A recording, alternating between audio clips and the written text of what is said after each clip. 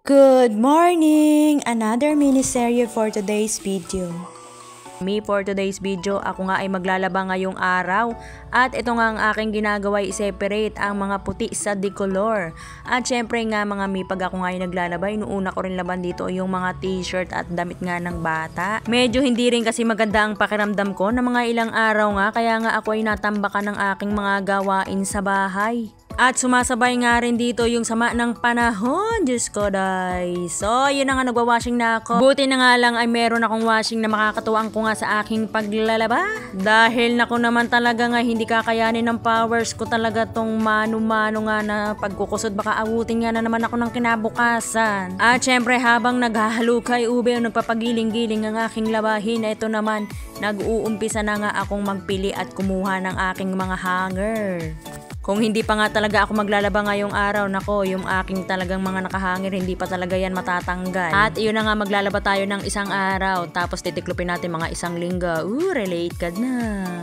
At yun nga, isasama ko na nga sa aking labahin ng mga punda at bedsheet. Tapos ito nga yung aking fiber bang tawag dito. Tinanggal ko talaga dito sa unan at binilad ko nga. Tapos yan, pinalitan ko ng punda. Kasi talaga namang kailangan na talagang labhan yung unan dahil nako, nangangamoy laway na. Matagal na nga kasi itong unan na to at nasa taguan lang ay puro alikabok na, kaya tinanggal ko na yung pinakaunang cover niya para mapalitan ko nga ng punda. Kaya ito na nga yung ginagawa ko ngayon. Mapapakinabangan ko na naman ulit itong unan na to. Nanghihinayang din kasi akong itapon dahil wala pa nga akong budget pambili nga ng magic pillow.